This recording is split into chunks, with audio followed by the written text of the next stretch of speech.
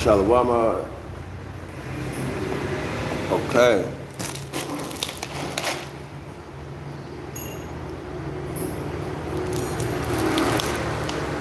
I'm Dr. Yasapa from Zion Law School.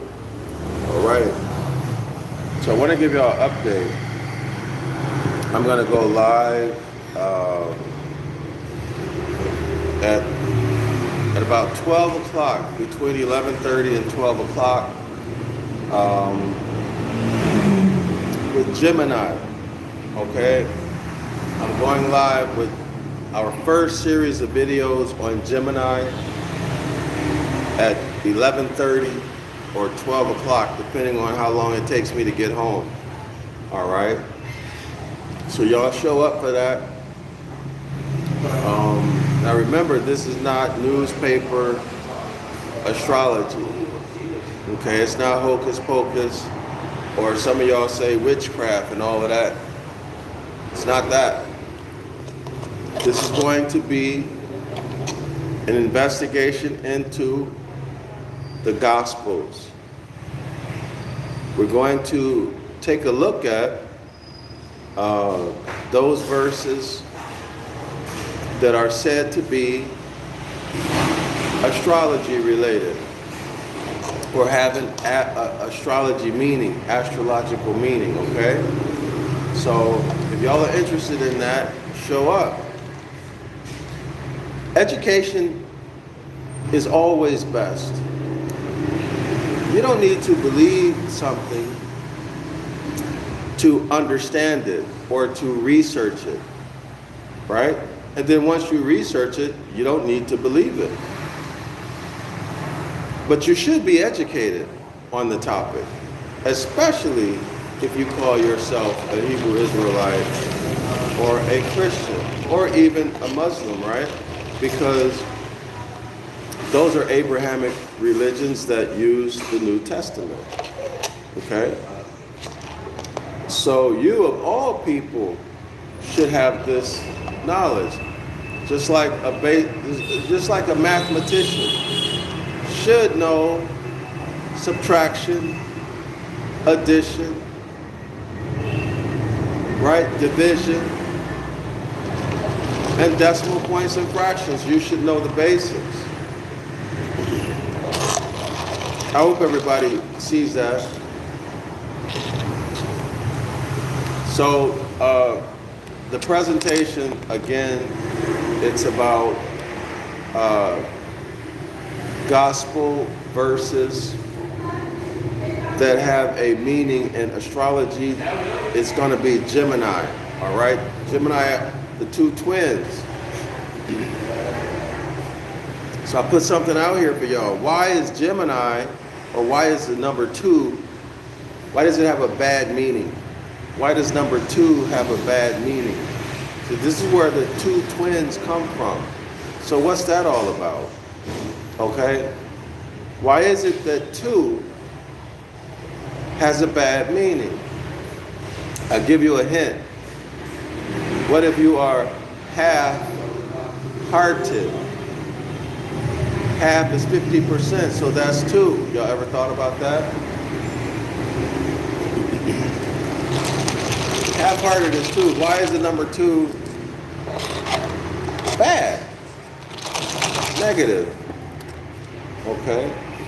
Or how about if you divide something? Again, 2. A house divided cannot stand. Right? A house divided cannot stand. Here again, 2 carries with it a bad connotation. Gemini represents the two twins. How about this?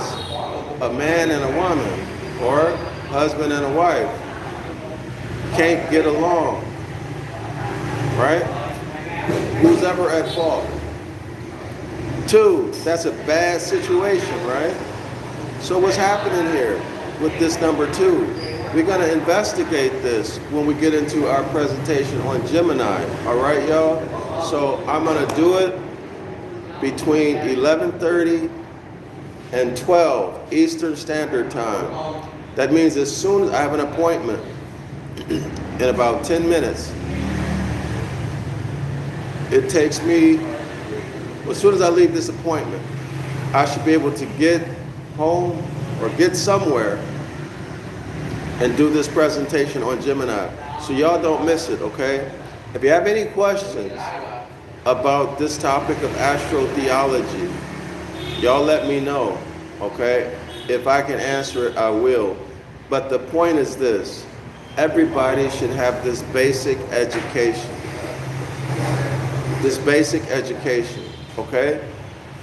What you do with it is your business, all right? What you do with it is your business, but you should at least, at minimum, be aware of those Bible verses that are astrological or said to be astrological by scholars and others.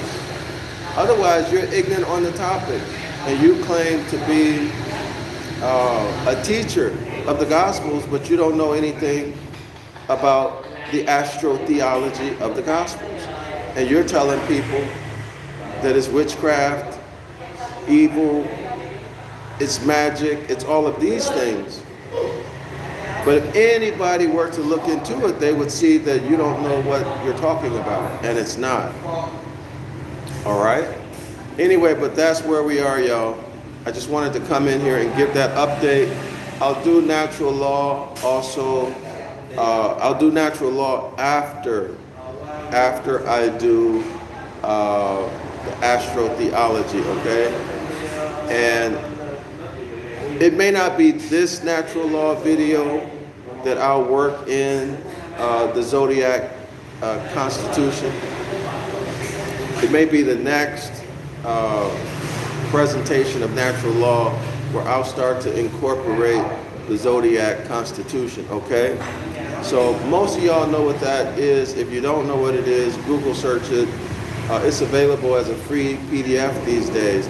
This used to be a secret document until it got out. Anyway, Islam to the Moors, Shalom. I'm DrYasapa.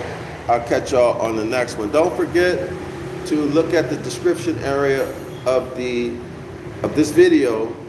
And if you see something that you're interested in, any of my literature or the online course, y'all go ahead and get into that, okay? I would appreciate your support. Appreciate your interest, and most importantly, if you want to participate to help me write the book of the law in ancient Ibaryath and in English so that all of the lies and deception and mythology are removed so that you can see and read exactly what it says, the Ibaryath word, how that word is rendered in English, and then what the sentence actually, or what the verse actually says, and then the English of it. So you're going to get all of that. All right? So if you want to support that project, it's a shame we don't have it. If you want to blame anybody, blame those who are in leadership roles now. So I'm trying to do it. They're not standing with me, trying to help me. So it has to be done by the masses. This is a big project, y'all. They have translation teams who do this. Okay? All right? So for example, NIV, KG, these are huge translation teams who do this. Okay? I'm doing it on my own. Islam to the Moors and Shalom.